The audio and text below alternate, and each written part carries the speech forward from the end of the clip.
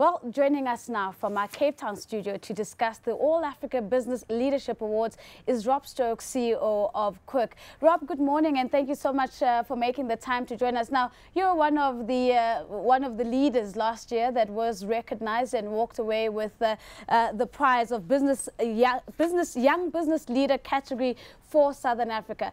Let's go back since the reception of that award. What's changed for you and the business? Look, I think in the grand scheme of things, if I'm honest, not a huge amount, but it's very rewarding to be recognized after 15 years of hard labor, as I would call it. Even though I'm not really one for awards, you know, at times in your life it is good to get a pat on the back.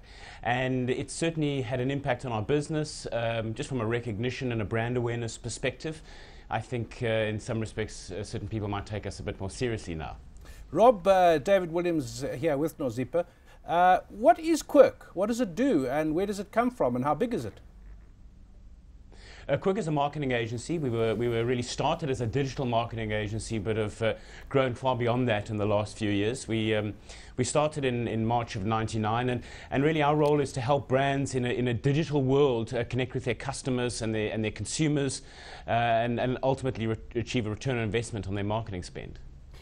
Rob, if you could just give us some insight in terms of what young business leaders should be thinking about to make them eligible to win awards and recognition of this nature. What is it that you felt, that you believe has differentiated you from the pack? I think possibly our focus on people within our business. As a marketing agency, you are 100% a people agency. Your assets are in the brains of the people who walk in and out of your door every day. And we put a huge focus on that in our business, on our culture. My job is to make sure that our business, Quirk, can attract and retain the best talent in the market. And if we get that right, I think we'll be hyper competitive. And I think we have to a large extent. I mean, you never get it perfect, but we've got great people. They enjoy working there. And I also think just building a good business based on good fundamentals. A lot of people try and create a business for the sake of exiting it. And I don't think that really works. I think businesses are built slowly and organically. Of course, there's some exceptions, but we're not Instagram. And by applying these fundamentals and not rushing things, you build a business that's solid, and I think that's a business that's built to last. Rob, we've just had the cabinet announced by President Zuma, and in it is a newly created ministry for small business. There's a view that, and I share it, I must say, that we don't need a new ministry to run things. We need the other ministries to make life easier for small business.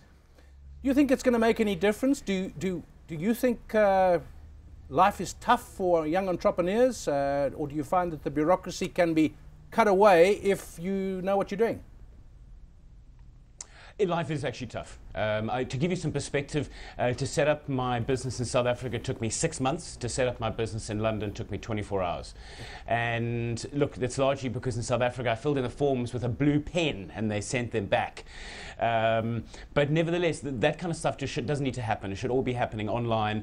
And I agree with you in principle, you shouldn't need a new ministry, but if that's what it takes, at the end of the day, small businesses are the engine of the economy, in my opinion. They're the growth engine, they're the employment engine. We have to get it right. If we're going to achieve the growth that we need to foster the jobs we need, we have to be encouraging small business. But I do fear a consistent stream of lip service, if I'm honest. And I think government needs to do more to get out of the way of the entrepreneurs.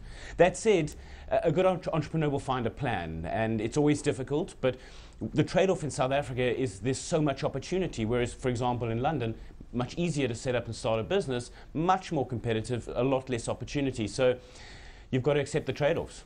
A very quick one, Rob, before we let you go. As Lindiwe Zulu, who's the new minister for this small business enterprise, heads into her first day at work today, top of her list, what would you suggest she focus on?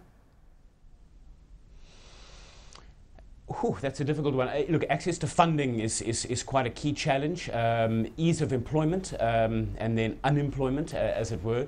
Our system does not make it easy to employ labour.